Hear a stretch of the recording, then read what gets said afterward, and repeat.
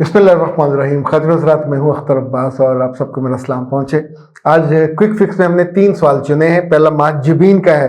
वो कहती हैं कि पिछले 20 साल से मुझे घर से गालियाँ पड़ रही हैं और अब मेरे दिल में घर वालों के लिए कोई इज्जत नहीं है, मुझे उनसे नफरत होती जा रही है। बेटा, ये हमाकत जो आप कर रहे हो ये बहुत आला दर्जे की है। इसे आप कितनी पीक पे पहुँचाना चाहते हो? पहले तो ये मुबालगा है। 20 साल में जब बच्चा 8, 9, 10 साल तक तो कोई माँ बाप उसको गाली नहीं निकालते, गुस्सा भी नहीं होते आमतौर पे। पता होता बच्चे बचपना का उम्र है। फिर जैसे जैसे आप टीन एज में आते हो और बात नहीं मानते, नहीं सुनते या उनकी मर्जी के खिलाफ चलते हो तो फिर आपको डांट पड़ती है या माँ बाप जोर से बोलते हैं। आप तब भी नहीं सुनते तो फिर आपको डांट पड़ती है। आप तब भी नहीं सुनते तो फिर कभी कभी आपकी बेइज्जती होती है, जोर से, सख्त लफ्जों से माँ बाप हाथ भी उठा देते हैं।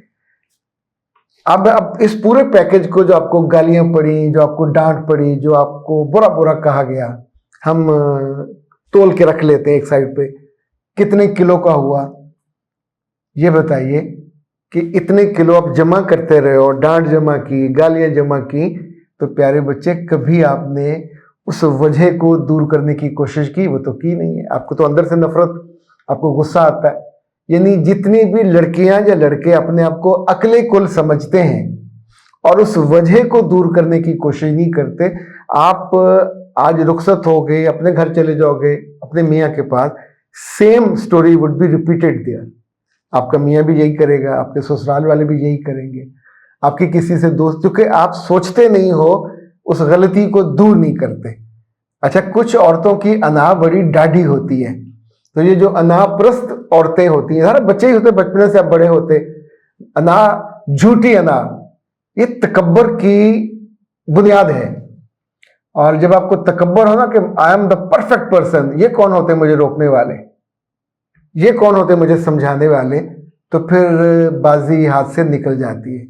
हारा हुआ जुआरी हो, हारी हुई बेटी हो, हारा हुआ बेटा हो, हारी हुई बीवी हो, मेरे बच्चे कुछ नहीं बचता, बहुत नुकसान होता है। और उस नुकसान के बाद यानी आप सोचो कि अगर आपको अपने माँ बाप की, अब आपको दुआओं की ज़रूरत है, उनकी सपोर्ट की ज़रूरत है, उनके बिना तो शादी भी नहीं हो सकेगी।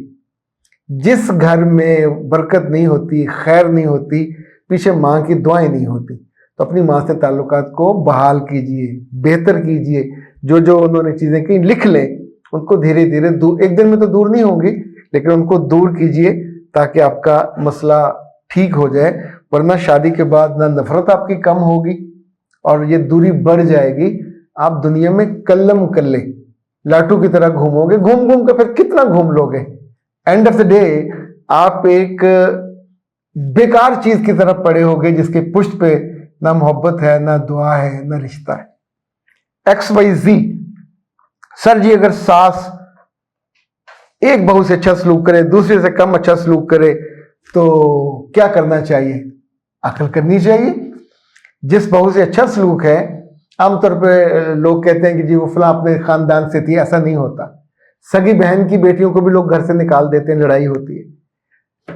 जिस चीज से मोहब्बत होती है, जिस चीज से खवातीन या मर्द या घर के बड़े, मेरे बच्चे, आपको वजन देते हैं, वो आपका रवैया होता है। वो उनकी बात सुन के उस पर रद्द-ए-अमल पे, ये जो माथे पे तेवरियां डलती हैं, खाना खिलाते हुए खुशी नहीं होती। मैं कल एक पुराना ड्रामा था सुनहरे दिन, ये ISPR ने बनाया था और उसमें एक लड़की डॉक्टर है।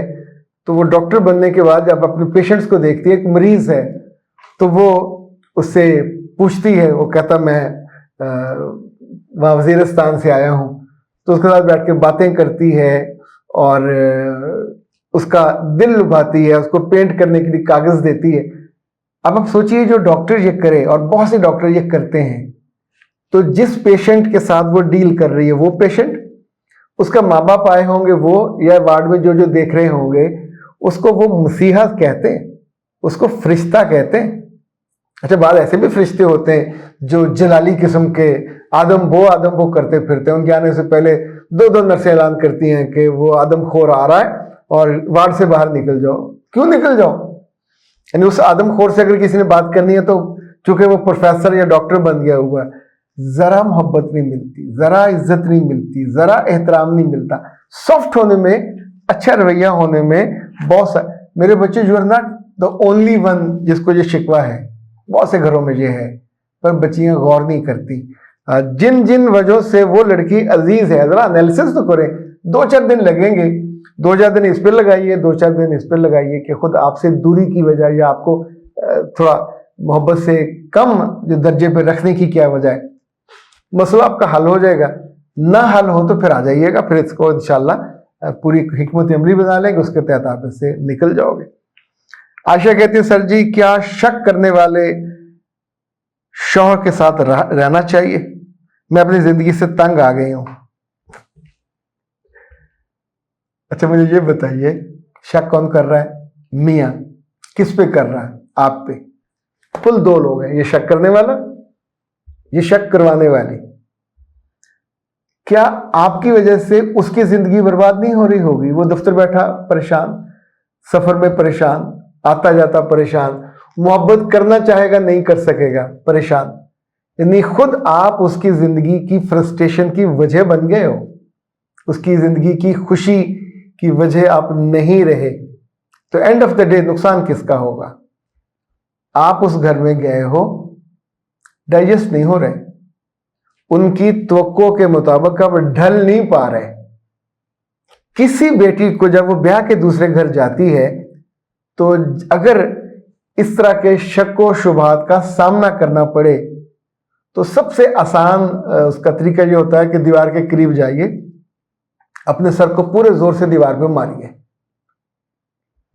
फट जाए तो भी ठीक है, ना फटे तो गुमड़ा तो पड़ना चाहिए। क्या 22-24 सालों में इतनी अकल नहीं आई कि जो आप किसी इम्तहान में, किसी वाइवे में बैठने के काबिल भी नहीं हो? यानी एक बंदा जिससे आपका 300 लोगों की मौजूदगी में कलमे पढ़ के कुरान पाक की तिलावत के साए में खुद आपके ऊपर कुरान पाक गुजारा गया, एक अजीम रब की गवाही और उसके कलाम के नीचे से गुजारा गया कि ये दोनों वफादार रहेंगे, दोनों एक दूसरे का ख्याल रखेंगे। खुद अल्लाह औरतों से ज्यादा तो नहीं चाहते। तो जो आप पे शक हो रहा है, बहुत मुमकिन है आपके फ़ोन पे शक हो, बहुत मुमकिन है आपकी उन्होंने ये जो यूट्यूब और फेसबुक और ट्विटर वगैरह देखे उन पे शक हो, बहुत मुमकिन है आपके कज़न घर पे आते हों उस पे शक हो, बहुत मुमकिन है जब आपको उन्होंने अपने घर में अपने इज़्ज़ा वकारब के साथ बहुत इस मूड में देखा हो जहां आप लिहाज ना करते हो। क्योंकि जहां लड़कियां शादी के बाद भी अपने मेल कज़नों को सलाम लेती हैं, छूती हैं, पास बैठती हैं, गप्पे मारती हैं, कोई मर्द बर्दाश्त नहीं कर सकता। सॉरी, अपना फ़ोन उसको अगर अपनी दीवार पे सर नहीं मारा तो फिर फ़ोन को सर दीवार पे मारें, लिटरली तोड़ दें। अम्मा से बात करनी हो तो अपने मियाँ की बात उससे फ़ोन से बात कर लें। जहां से चूहे आते हैं तो चूहों को तकरीर नहीं करते, वो डुड बंद करते। जो शक का फनीर सांप उस डुड से, बिल से सर बाहर निकालता, डंडा लेकर खुद खड़े होकर उसका सर कुचल दें।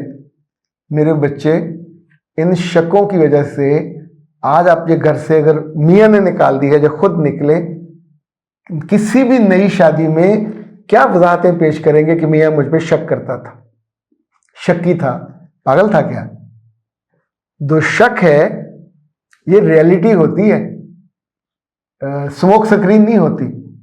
तो जब तक आप उस शक के कामों को दूर नहीं करते, दफ्तर कहीं जॉब करते हो, कोई बंदा आपको छोड़ने आता है, लेने आता है, तो क्या शक नहीं होगा? हर उस चीज़ को दूर करें। और फिर आप अगर मोहब्बत की आसूदा छाँव में आपकी ज़िंदगी बसर ना हो तो फिर मुझे कहिएगा। अदरवाइज अभी तो मियाँ का कसूर मुझे नहीं लग रहा, क्योंकि आपके अंदर जो कैफियत है, आप उस शक को दूर करने की वजह ही नहीं बन रहे। पहला काम, सारे काम छोड़ के उन शकों की गर्दन मरोड़ दें, मचकोड़ दें, मार दें उनको, ताकि आप नॉर्मल जिंदगी बसर कर सको। शक की बुनियाद पे घर से निकाले गए तो आपके माँ बाप के लिए भी शर्मिंदगी और शर्मसारी का बास होगा। अख्तर अब्बास को दीजिए इजाज़त। अस्सलाम वालेकुम।